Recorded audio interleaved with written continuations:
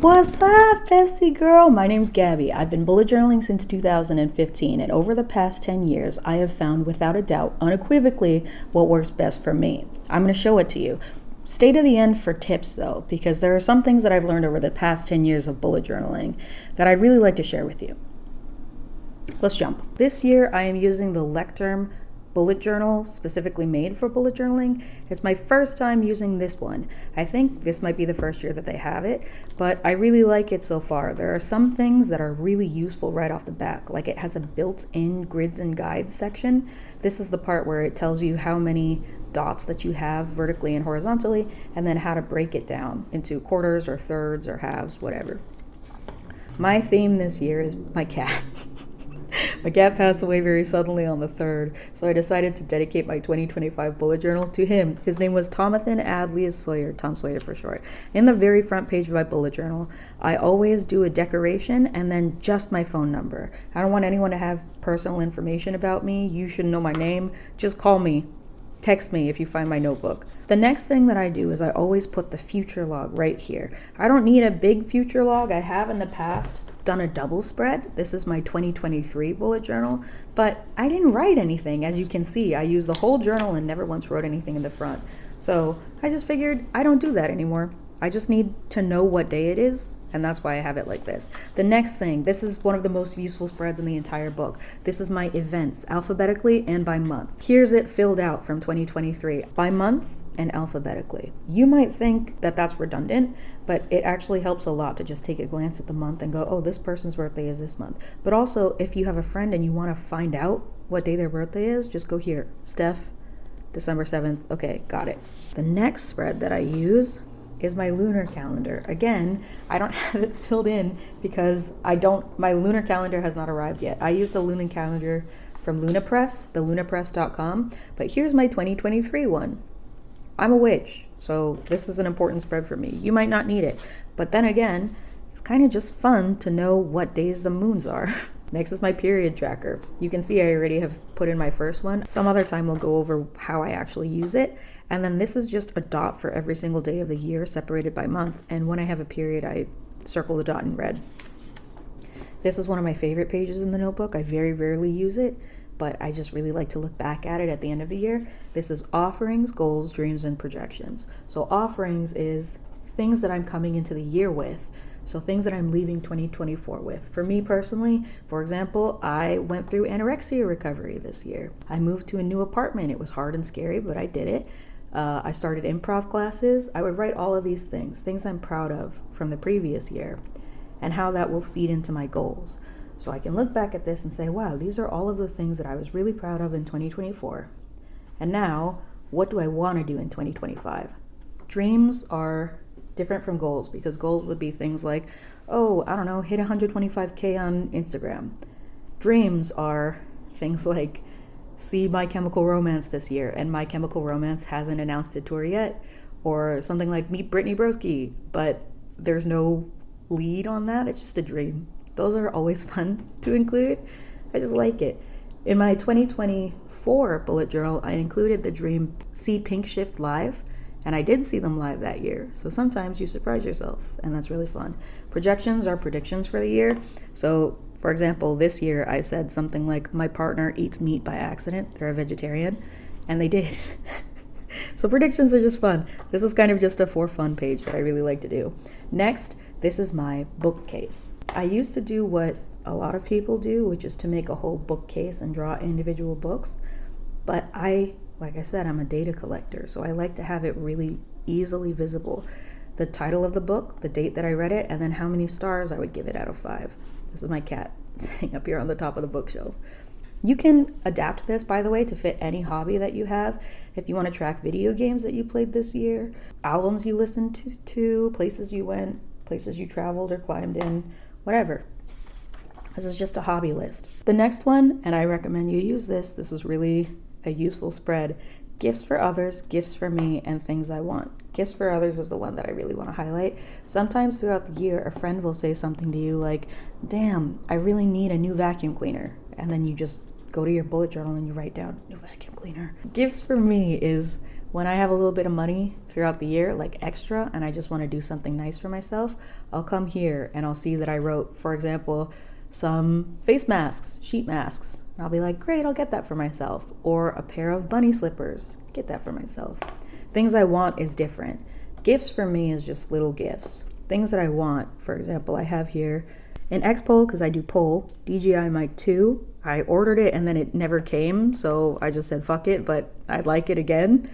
DJI Osmo 3, Pocket 3, whatever it's called, the little camera that spins around. And then last, a new PC tower. I think that'd be nice. I work off a laptop. So things that I want is different. I will try to get all of these things before the end of the year. Usually I don't, but I get them in the coming years. So if I don't get a PC tower, I'll just put it on my 2026 list too.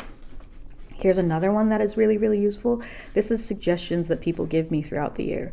So books, films, places, and music. You can also, if you don't read, you can put miscellaneous. So films, places, music, miscellaneous. Here it would be like a friend tells you, go to this restaurant, I think you'd love it. This is insanely useful. I made this one up. I'm proud of it. And then over here, notes on the suggestions, the date that you went, and how many stars you give it out of 5.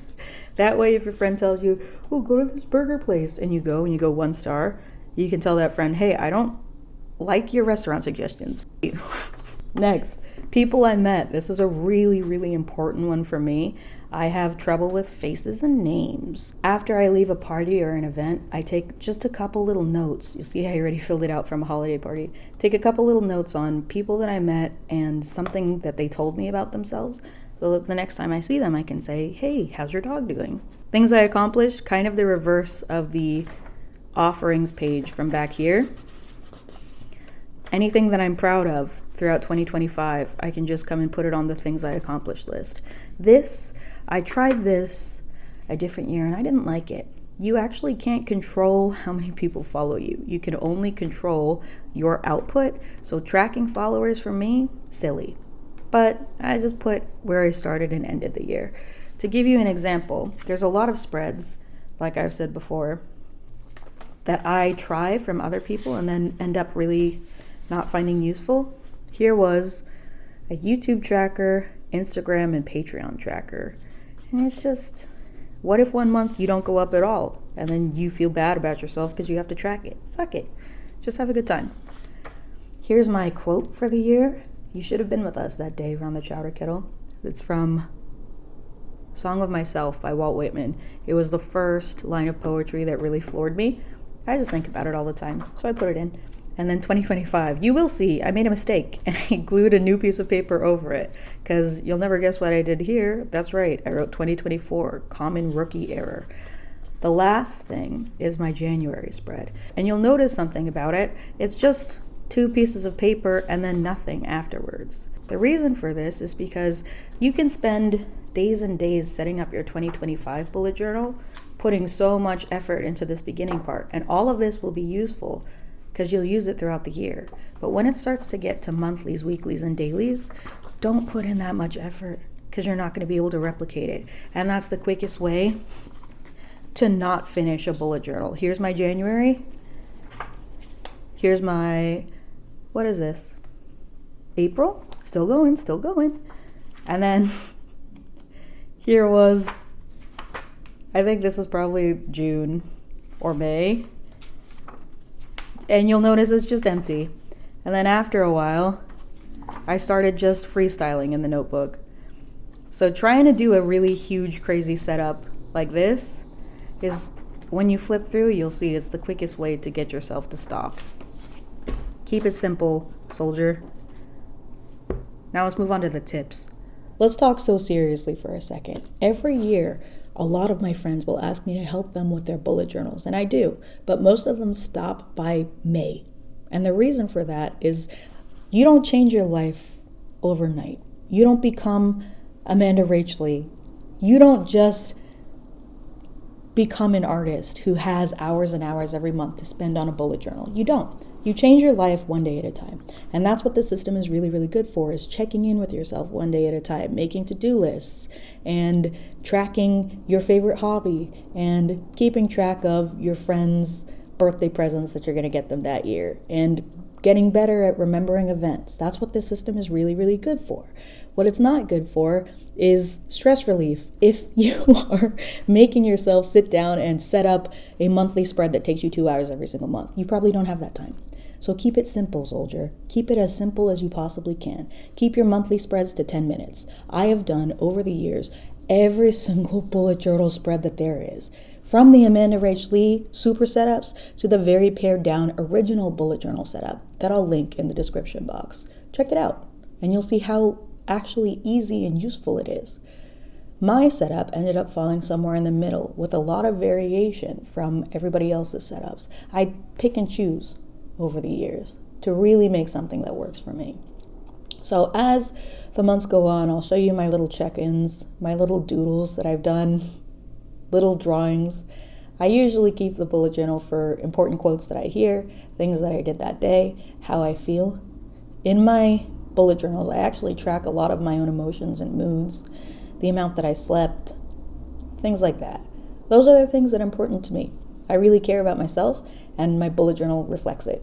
They're more diaries for me. So you can do whatever you want to do. If you need a bullet journal for school, something that'll keep you organized and accountable at work, this system can do that for you. But it can also just be your own fun little hobby where you spend a lot of time drawing and recounting your days. It can be really fun. It's as fun as you make it, but make sure to keep it fun. Don't stress yourself out. This is a really nice thing to do for yourself. Don't make it hard. You don't have to do all of that. If you want to be like me and stick to bullet journaling for 10 years, make sure that you could do it for 10 years. You don't change your life overnight and become a new person. You change your life day by day. And bullet journaling can help you do that as long as you're actually using it day by day. Make it a check-in and not a chore that you have to do on top of keeping track of all of your chores. It can make your life a lot easier as long as you're being easy about it. Be gentle. Be kind. Please keep in mind, the bullet journal itself is not the important part. It's what you put in it that's the important part. So if it's ugly, that's fine. If it's busted, if you are like me and you make a lot of mistakes on the bullet journal and you got to glue stuff over it to make it look good and the paper doesn't really match and you still smear on top of it, that's fine. It's yours. Who else is going to see it? Well, maybe your YouTube followers. Hello. But aside from that, just have a good time. Okay? I'm glad to have you here. Welcome to the community. We're going to have a really good year. 2025, that's for us, baby. I'll see you in the next one. Bye.